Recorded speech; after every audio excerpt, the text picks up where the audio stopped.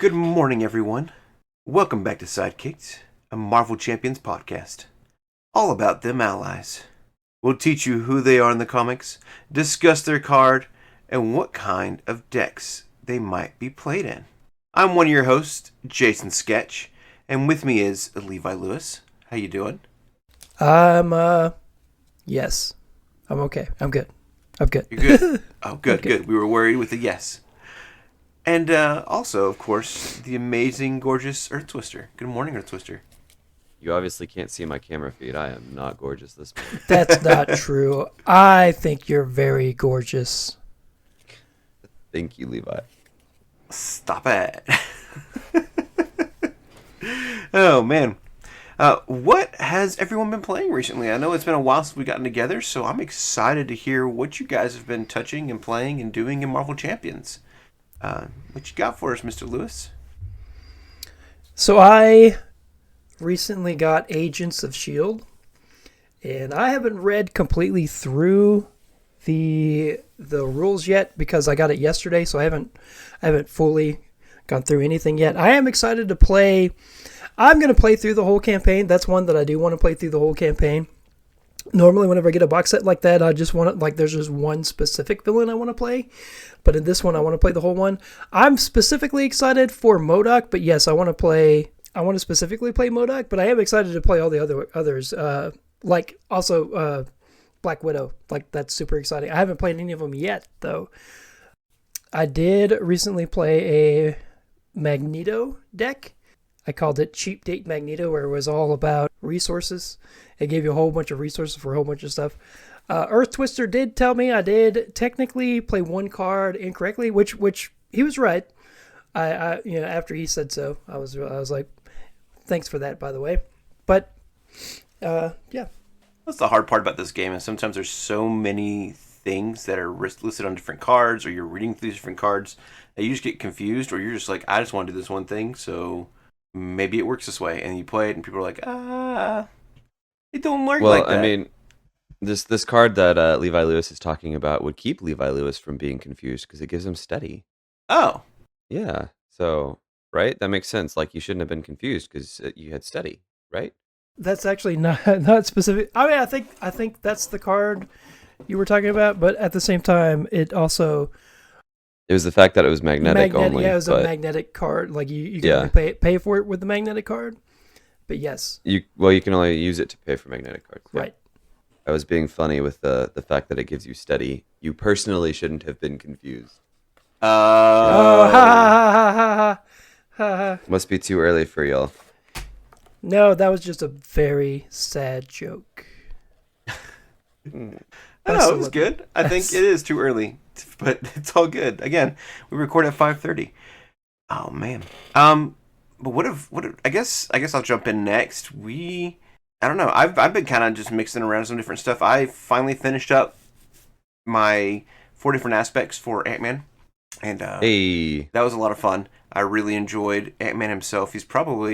Him and Black Widow are probably the two Avengers right now that I'm drawn to play. It's really nice to see how Ant-Man can kind of just fit into any spot you need him to be in. Especially in leadership. I didn't feel like he was leading the team. I felt like he was going, oh yeah, I can help over here, and I can help over here, and I can do the same thing over here, and I can go over here, And so he's filling in all the spots that need to be filled while everybody else is doing their normal thing. And so I just thought it was a neat thing about Ant-Man was he kind of just did what you needed to at the time. Other than that, I've tested out Magic for the first time, and Home Technique. Both of those cards, I got to test those out recently, and I thought those were pretty neat cards. So, I guess Magic's a neat character, and then Home Technique was actually a lot of fun. I did that in Ant-Man with a full body charge, and when you play a 4-point card and it ends up being a 12-point card, or 12 attack card, that's a pretty exciting feeling. No joke. No cap. No joke. No cap, indeed. I like playing Captain America. I knew there was a joke in there somewhere. Awesome. Well, I recently just finished up 4 aspects for Iron Man and the hero review, But which what? Iron Man's actually really cool. He's a core hero, but I still love him to death, especially after these 4 aspects. It gave me a chance to go through and just see what he's like, because I got the game and then fast forwarded through getting all of the cards and I didn't really touch the core heroes that much because Oh core man. heroes are were I thought were lame at first, but now I'm really reconsidering that, and I've really been enjoying. I enjoyed playing Iron Man through. But now I also have Agents of Shield. I got it about a week ago, so beat you there, Levi Lewis.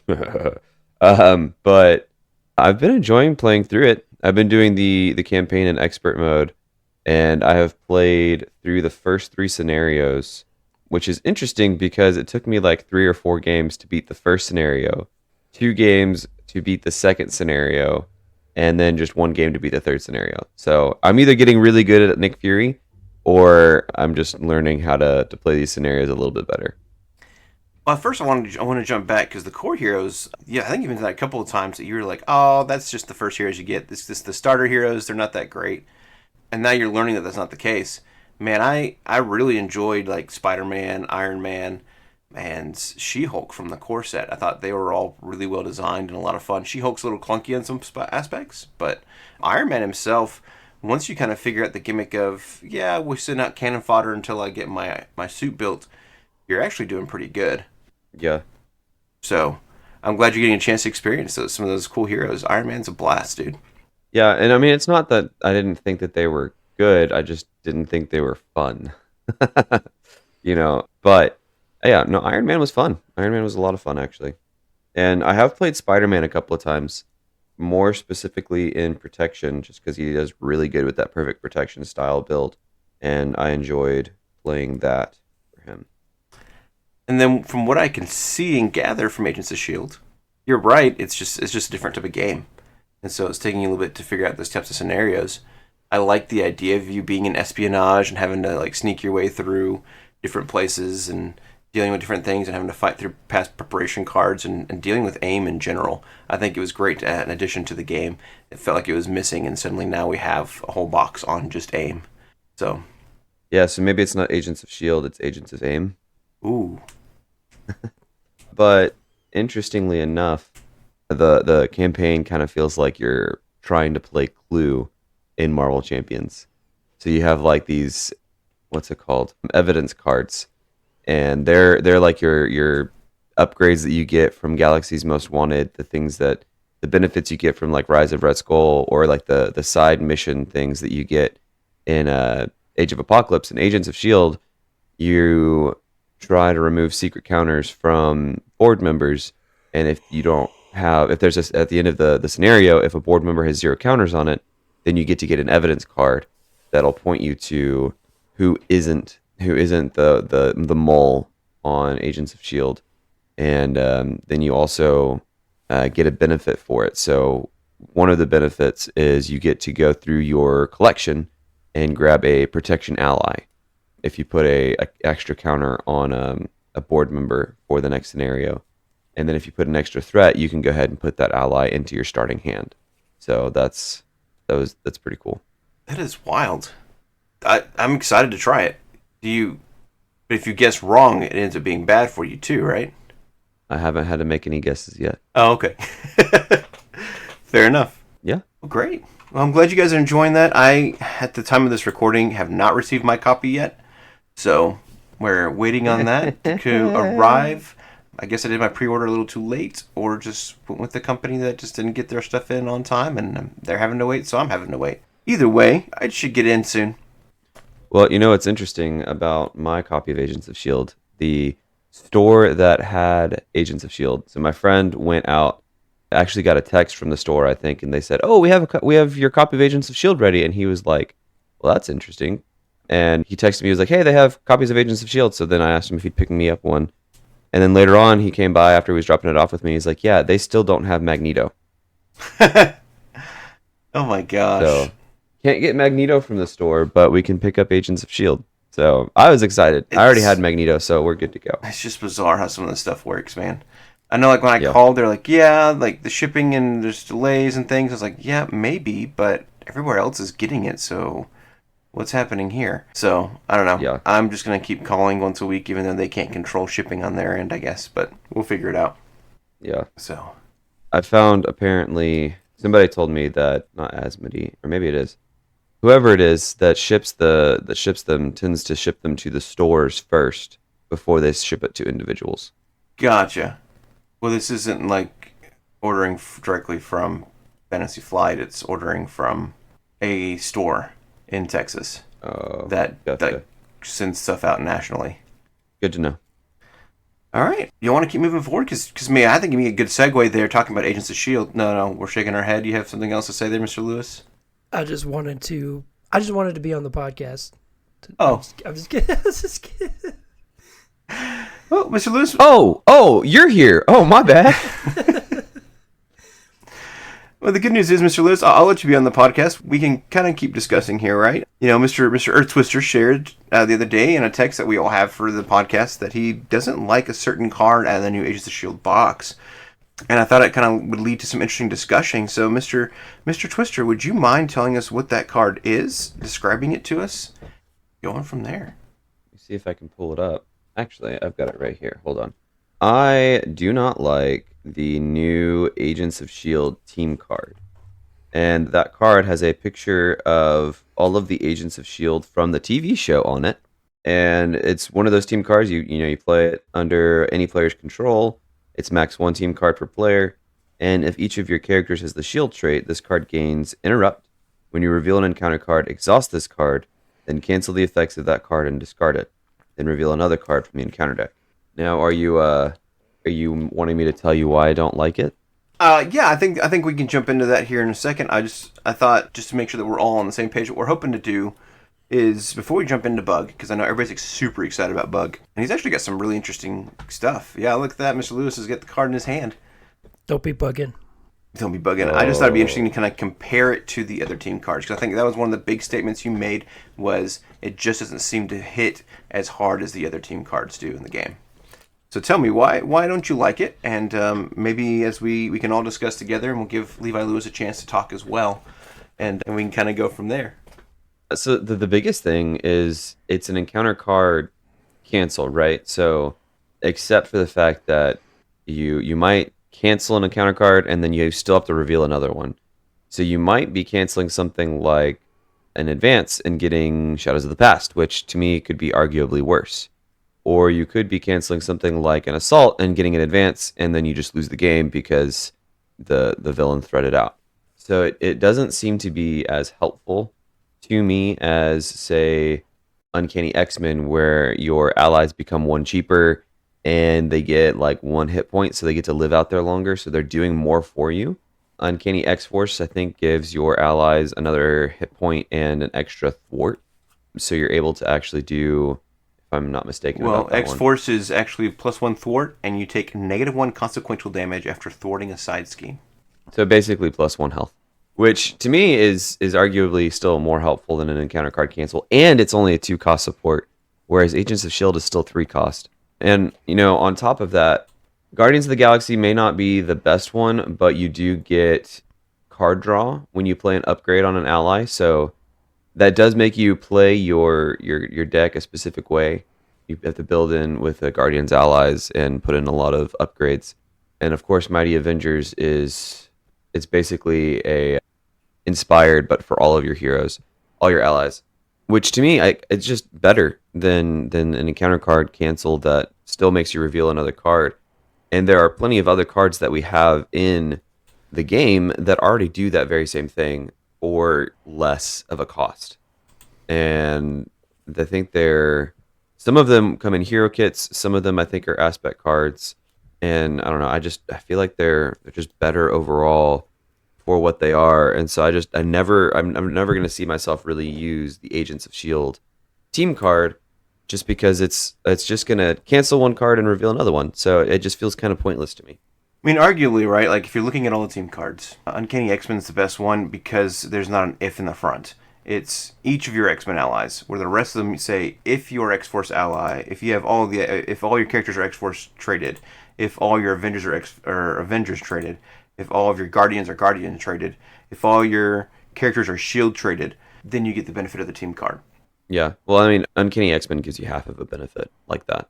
You get, then after it says each of your X-Men allies gets +1, and then if each of your characters has the X-Men trait, each of your X-Men allies costs 1 less. Okay, but still, you're still, by the time, like, if you're doing a good setup, like you get a setup out there where you're trying to keep X-23 alive and you have Children of the Atom out, you know. Yeah. It is interesting to see that, though. But I'm kind of torn on this Agents of S.H.I.E.L.D. card, right? Like, I can see where you're coming from, where you feel like you're not getting as powerful of a benefit. I think I like the idea of the encounter deck control a little bit, where you're looking at you get the chance to go, no, we're not going to assault and attack me again, after you just attacked me with your stupid big attack, and I have 1 health point left. We're going to cancel that and move on to the next thing.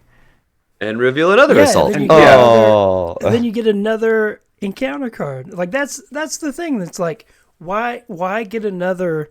Like why do all this setup? Here's my point of view. Would you like my opinion? Yeah, go ahead. Okay. I forgot you were there, Levi Lewis. My bad.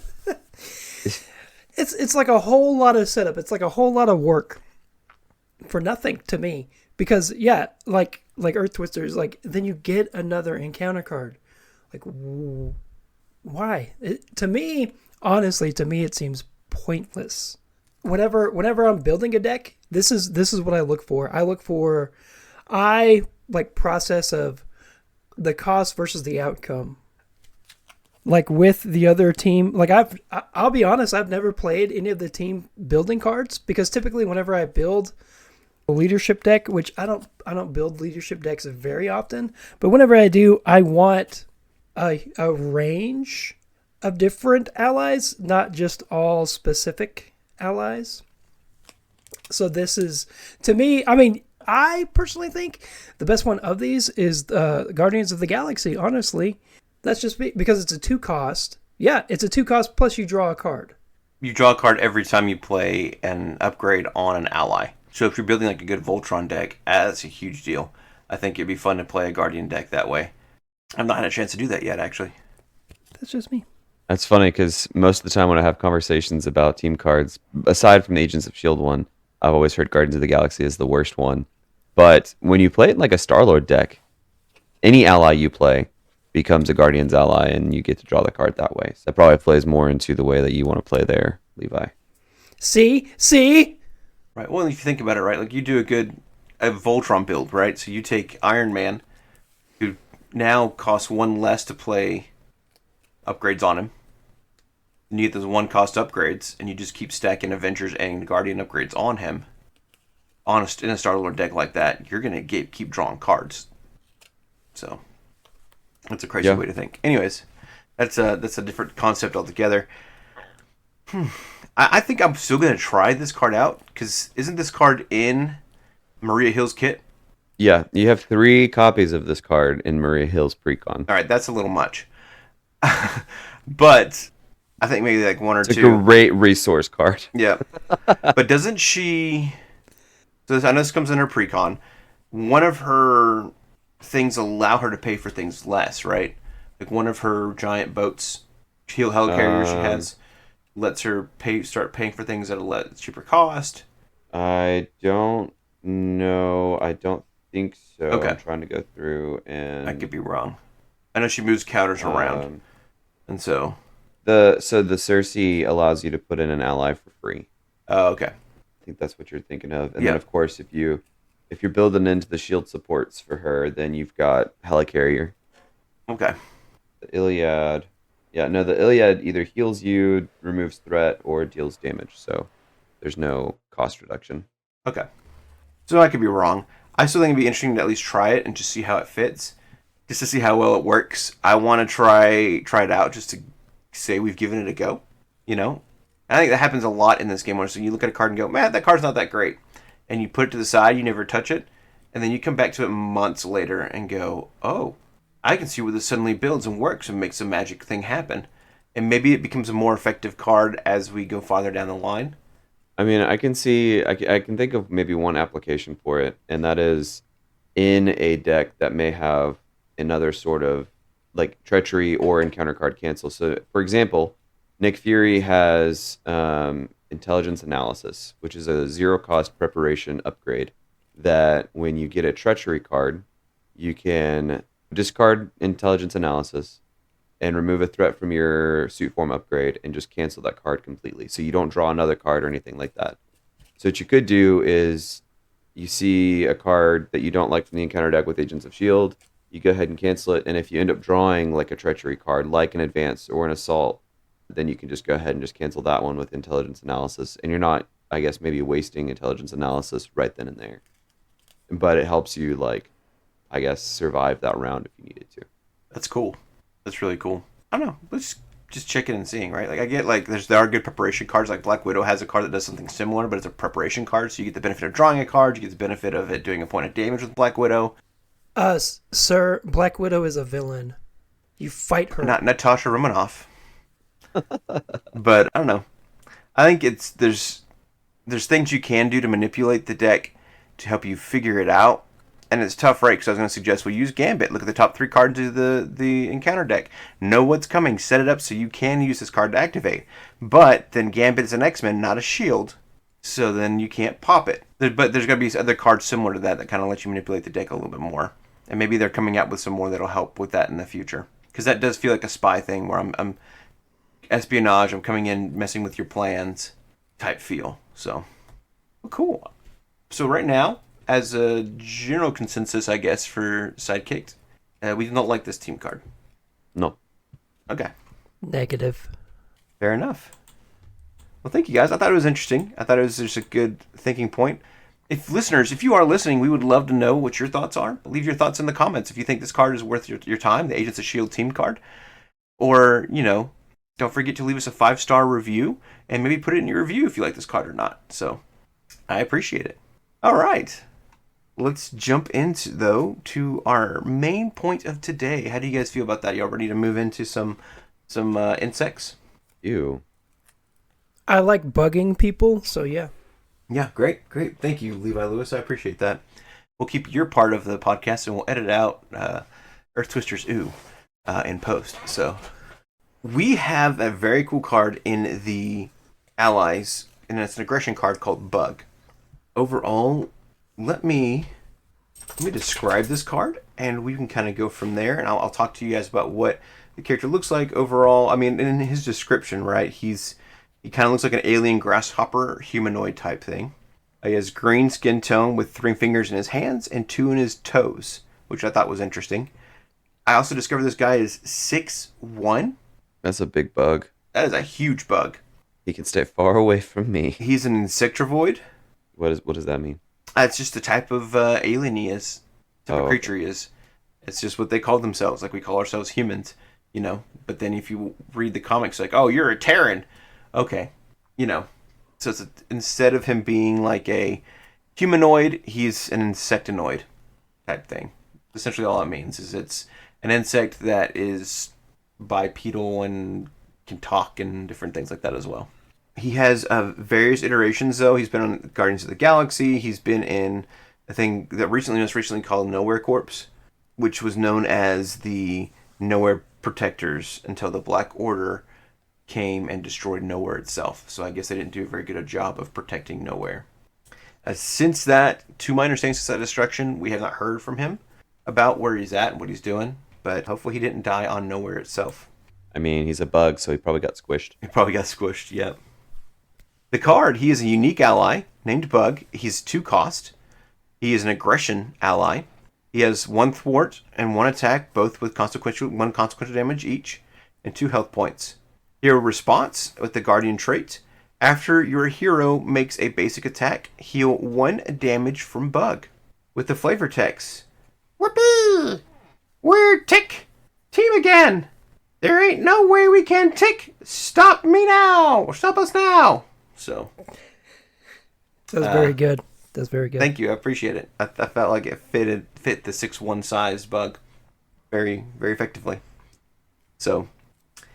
The resource that he has on him is a lightning resource, which is energy, I believe. Yes. So in the comics, some of the powers that Mr. Bug has is superhuman sight, speed, stamina, durability, agility, equilibrium.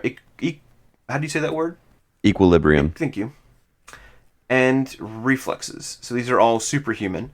Equilibrium is that balance. He can balance himself no matter where he's at. So if he's in a gyro ball, he's always going to be balanced, which is kind of cool.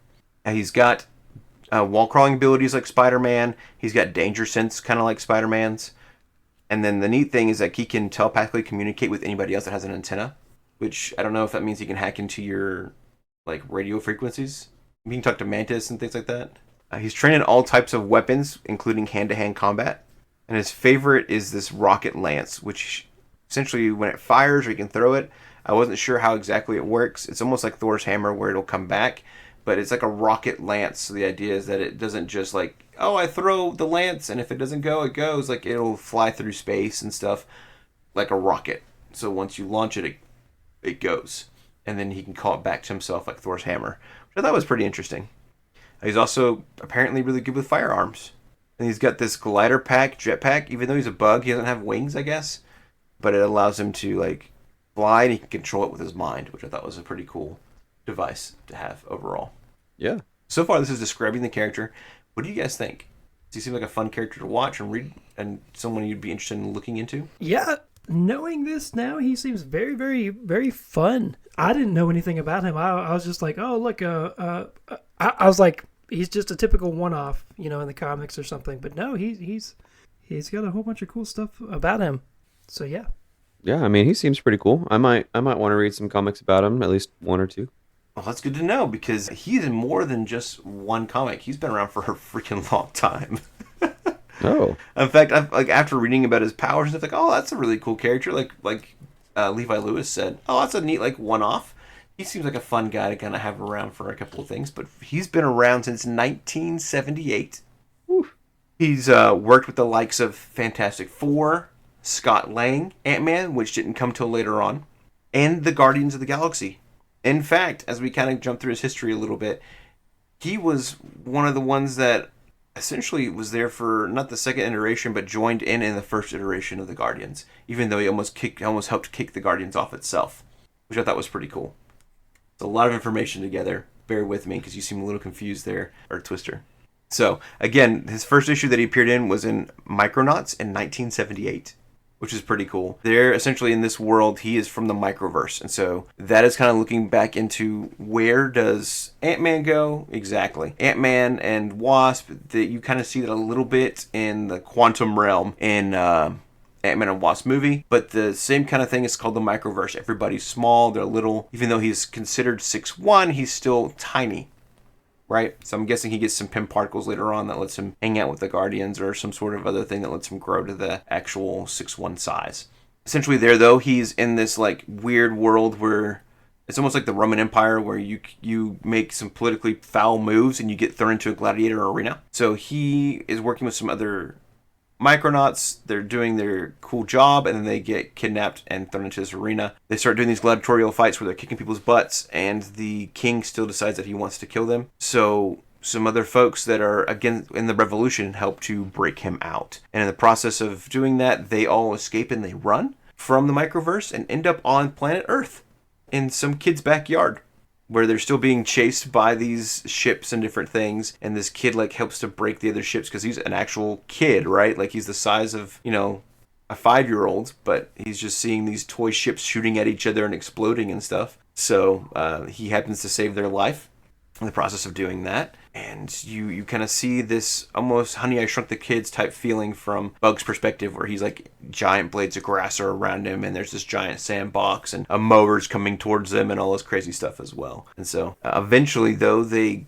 kind of, now that they're safe, they go out into space and they have a bunch of these space adventures for a while, even though they're microbots. They are out there and they end up fighting this guy called Psycho Man. And in the process of battling Psycho Man, the Fantastic Four show up and help them to fight Psycho Man. But during this fight, they do suffer a casualty. And Bug becomes depressed and sad. I think it was one of his really good friends. And so he goes off to mourn this loss, while the rest of his friends are off battling and doing other things in space. While he's mourning this loss, he finds himself back on planet Earth and gets attacked by this crazy guy called... Oh man, what was his name? Odd John. He's like a farmer, but he's got this whole thing where he's like, I'm mutating insects to make them super powerful and stuff. And I think that may be where Bug gets mutation, right, of to grow to 6'1", grow to big, large size, because he gets bigger and he starts to go crazy because of the fumes of this gas that he's putting on all these different bugs. And in the process of having to like battle this toxin, that's when Scott Lang happens to be on vacation nearby. And a bunch of ants come crawling into him and being like, "Our friend Bug is being mutated!" And so he goes to go help save Bug. They beat Odd John. Odd. Odd Job, yeah. Odd John. That's James Bond, buddy. Oh, okay. Anyways, he ends up going back out into space. You know, where the Kree kidnap him, and that's where he meets Star-Lord and Rocket Raccoon and Groot for the first time. And so they're all kidnapped by the Kree. They're doing this crazy mission. The Kree are like, "Look, we'll let you guys go for free if you guys go do this like Suicide Squad type mission for us," led by Peter Quill. Peter Quill at the time thinks that this group is expendable, but he starts to fall in love with this group as they're doing this secret mission. They manage to complete the mission, but it kind of leads to the Guardians of the Galaxy being built. One thing I did note that was interesting that I need to go like read the comics when this happened, because he wasn't a part of the original listing. Even though he was on the original team, he wasn't asked to be a Guardian itself when the Guardians first started until a few issues in. And so once he joined the team, then people kind of gave him crap for not being there on the original team and kept getting asked why he wasn't on the original team. And it bothered him a little bit. I just thought that was an interesting piece of information. But essentially, he stayed on the Guardians of the Galaxy for a long time. He fought people like Thanos and Kang the Conqueror. He actually traveled through time with Starhawk, which is a Guardian from the future, which led him to a different timeline. He fought Annihilus on his own at one point, which is a pretty crazy thing to deal with. Which, if you don't know who Annihilus is, he's from the Negative Zone, which is a whole different thing. Hopefully we'll get to see a little bit of that in this upcoming Fantastic Four movie. But it looks like they're dealing more with Galactus than they are dealing with other things. So, but eventually you see him and he's in this group called the Nowhere Corps, and he's working with a bunch of Guardians to take care of Nowhere itself, which was the home base of the Guardians for a long time until the Black Order destroyed them. So, but a cool thing to note in there that I thought was interesting was he helped to capture Yotat, which we know as nemesis for Drax. And then he had to like argue with Drax, because Drax was like, "Let's just kill him," and he's like, "No, like we have a system here on Nowhere. We don't just kill people. We let them go through a justice system, blah, blah, blah." So Drax was like, "Nah, I'll just kill him." So that was just a conversation that Bug and Drax had. But I thought it was interesting. He just has a much larger history than I anticipated. I thought he was just like we talked about, just a one-off character. And here we are, years later, and Bug has actually made a huge influence on the galaxy, on interacting with some huge heroes that we didn't know he would interact with. What are your thoughts, guys? Yeah, I don't know. Definitely interesting. I don't know that I thought of him as just like a one-off character when I saw him, but I definitely was just like, I have no idea who this guy is. I don't read the Guardians of the Galaxy's comics, but he's probably, I thought he was maybe on like one of the newer teams, but to hear that he was on one of the first teams was definitely interesting. So yeah, I think it's really neat, his story. Like, I think it's awesome. Like, he's just been everywhere, it seems like. I mean, not everywhere, but I mean, he's definitely not been to nowhere. Oh wait, he has been to nowhere. He's been everywhere. He's met a lot. He's met a lot. Yeah, he's definitely had influences with aliens and microverse people and humans. So, like you said, very influential. Very interesting. It's kind of funny to me that he's popped up all over the place, yet we've not seen a media version of him, to my knowledge, where he's like... It's because people don't like bugs. Oh, that would make sense. I guess, but people like, we have Mantis. She doesn't look like a bug. That's fair. I don't know, it's just interesting. And he may have appeared in like one of the offshoot scenes in Guardians of the Galaxy, where he was like one of those random teams at the end of the second movie, where we saw like 3 or 4 different teams, because I know a lot of those characters were different Guardians from different times, but they, were off, as different teams in the universe for that MCU. But like even in the Guardians of the Galaxy cartoon, I don't remember him in there either. So I don't think I know what cartoon you're talking about. Was it called Guardians of the Galaxy? Yeah, it was on Disney XD. It was around the time that they had Ultimate Spider-Man was out. They had a Hulk show, which was all the different Hulks working together. Agents of Smash. And then they had an Avengers, I think it was Avengers Assemble, show, or Earth's Mightiest Heroes. Either way, those were all great. That was back in, I want to say the 2010s. I want to say it was like right around 10 years ago. See, I was in college. I had important things to do. No, it was definitely after you got married. Well, then I was married. I had important things to do. More exciting things to do than watch cartoons. Absolutely. So, if you get a chance to go back and watch them, if you have Disney Plus, I think they're a lot of fun. But they all kind of connect together at different points, but not like the CW shows where you're like, I have to watch these 7 different episodes just to know, or these 7 different shows just to know what's going on in these 6 episodes. So, Yeah. You mean the soap operas that were on CW? yeah. DC and their soap operas. Now that we've described the character, we've kind of described the card a little bit. Do we want to re-describe the card again? Or are we kind of like satisfied with the description I gave earlier?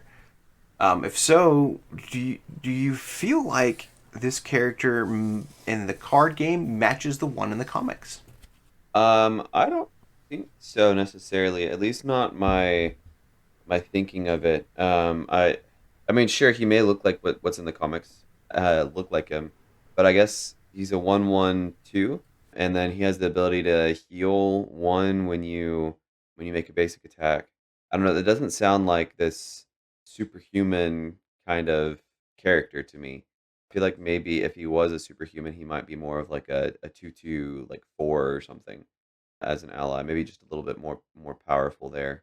And then maybe have some sort of interrupt on him where he's like, when Bug would take any amount of damage, spend X resource or exhaust X character or do X thing to prevent this damage, to maybe be like his spider sense or something, or his danger sense, as you called it. Danger sense, yeah. Well, that's what it lists it as, right? Because you can't call it spider sense, but his spider tingle, I guess, his bug tingle, Danger tingle. danger tingle. It's when he's bugging. That's when he's bugging. Oh, What about you, Levi? What are you thinking, man? I mean, I kind of agree. I don't. I mean, yes, I think the artwork is cool, but after learning his history and everything, I don't think it matches him very well at all. I mean, yeah, if he did have a little bit more thwart and attack, maybe. But at the same time, like the whole healing thing, I mean, is that even something that he can do in the comics? I don't even see that. The only way I can see that maybe fitting in is this idea like he is a martial artist, right? And so but it's kind of weird that when you right, your hero, your identity does a basic attack, it heals him.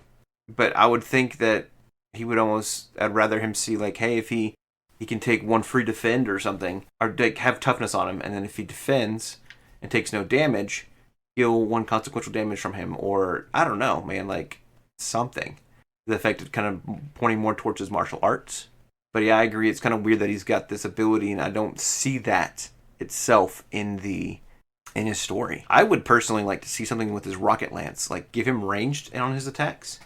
yeah. I know that there is the energy spear upgrade that you could put on him, but I don't know if that gives him ranged or anything like that. I think it just gives him +1 attack. I think it may be piercing as well. I'd have to look closer at it. But that goes on any Guardian itself. Right. And from what it sounds like, he doesn't just hand his rocket lance off to, here, Peter Quill, use my rocket lance. Go ahead, Rocket Raccoon, tear it apart. That's okay. Like it's his deal. So. Sounds like Yondu with his little whistle arrow. Right.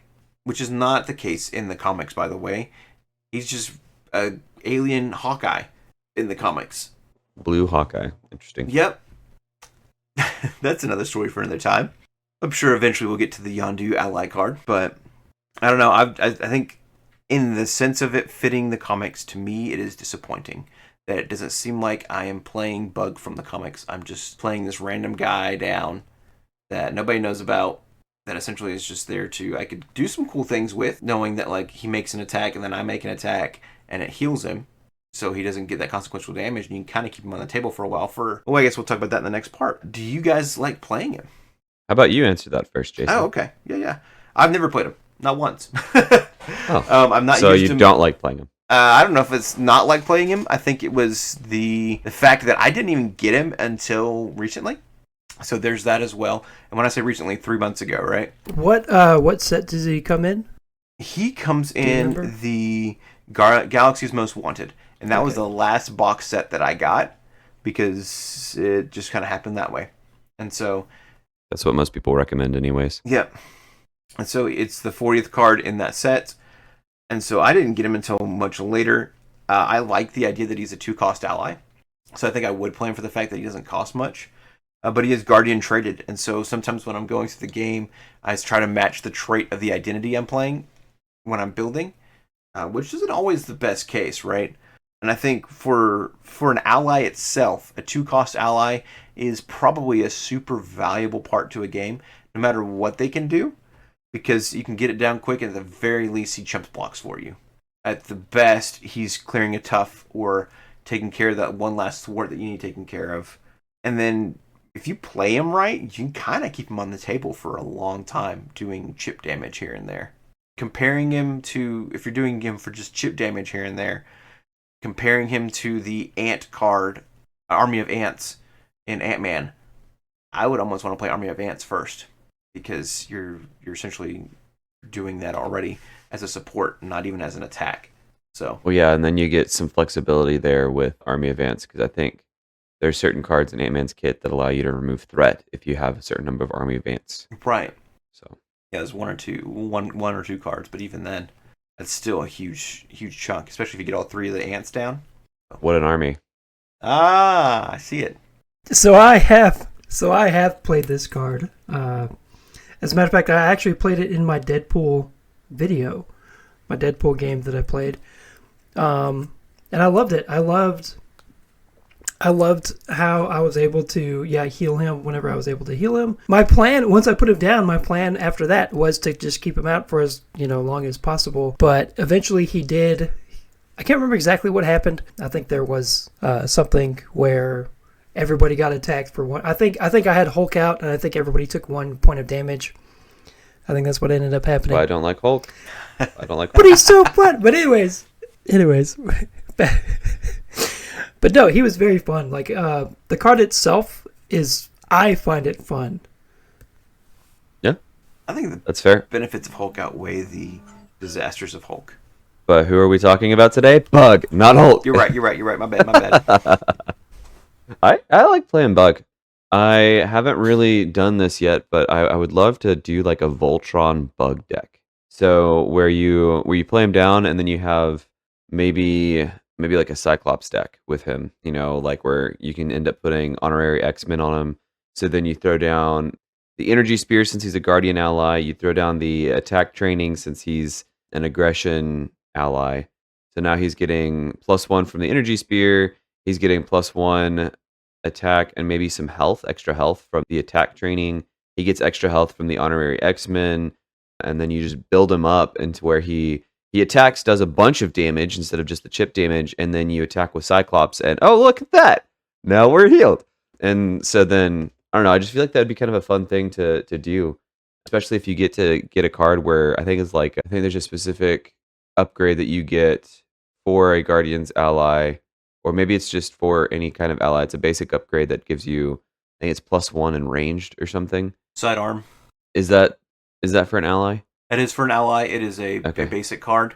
I used it Yeah. in my Uncanny Avenger deck with. Well, there you go. Yeah. Then you just get that and throw it on Bug, and he's going ham on even the worst of Retaliate villains. So I don't know. I think I enjoy playing him when I have played him, just because it is sort of like a timing thing. It's like, okay, he's gonna thwart, and now I'm gonna attack, and so now that removes the consequential damage. It's why I also like cards like Field Agent for Maria Hill and Nick Fury's deck. It is an interesting timing piece, right? I think you're right. It's a little bit of a puzzle, not a super big puzzle like figuring out what card needs to go on top of Magic's deck, but a good puzzle in general of just, okay, like he does his thing and then I do my thing and he's fine. And then if I need him to chump block, eventually he will. Would you say this card is good then? Yeah, I mean, I would say that I like him a lot. Are we wanting to do the rating right now, or? That is up to you. I think we kind of just mix together. Do you like playing Like him and his different best things. uses? I guess before we jump into final scores, are there any other final thoughts you guys have about this card that we just didn't get a chance to? I know we keep trying to butt Levi Lewis out of the podcast a little bit, so. I think he's a fun card. I think it's a good card. Good card. Okay. Well, if we want to go ahead and do the ratings, then I'd probably give him a solid, probably somewhere like a low A to high B tier as far as heroes are concerned, as far as allies are concerned, I guess. I feel like there are better allies than him, and there may be several really, really good allies, but he's also really, really good himself. So probably like a high B, low A. Nice. I think he's passing his classes then. What about you, Mr. Lewis? What's our animal rating for Bug? So Bug, I'm gonna give him a monkey. He's got his uses. He's very fun, very flashy, good to look at. He can do some things, but he can't do everything. He's a monkey. Is that better than a chihuahua? Oh, yeah. Can he drive a car? Probably not well. Is it better than a duck? Yes. Good to know. I think I would give him a 4 stars as a Yelp review. And I feel like he would get 4 stars because I feel like he would come in, he'd be helpful. He's very kind and helpful and made sure things were taken care of. Made me feel a little icky because he's just, a bug. Yeah, he throws poo at you like a monkey. That's it, yep. But overall, I think he's a card that I would like to go back and try and play now. I always thought he was a fun name when I was looking through the different allies in the game. But I never really dove into too much about, is he worth my time? Is he cool? Is he whatever? Until we talked about him today. And now I'm kind of a little interested in, let me test him out a couple of times. I like your idea of Voltroning him. Let's just make a Voltron bug deck because who's actually doing that? I think that'd be great. Hey, that's my idea. Don't take it. Oh, I'm going okay. to post the video first. I can't wait to see it. Show me that bug video. I think that'd be hilarious how many views you could get off of Voltron bug. I think that'd be a fantastic video. Put it out there, Marvel Earth Twister. We're looking forward to it. Speaking of that, Mr. Twister, you're next on the list. Do you know what ally we'll be talking about next? No, I don't. It'll be a cool ally, maybe even cooler than Bug. So there will be somebody there. There'll be a great ally. I just have not had time to think about allies. All right. That is good to know. Thank you so much, guys. I appreciate you guys hanging out with me again this morning. We do appreciate you all. And we hope to see more great ally content in the future. Woohoo! We did it. We did it. As always, my name's Jason Sketch. I'm Earth Twister. I'm Levi Lewis. And next time we'll be deadly serious next time. Peace.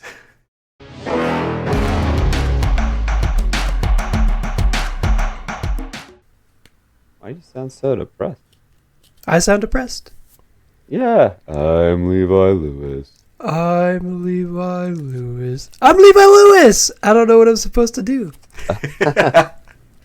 Oh my gosh. I don't know what to do with my hands, guys.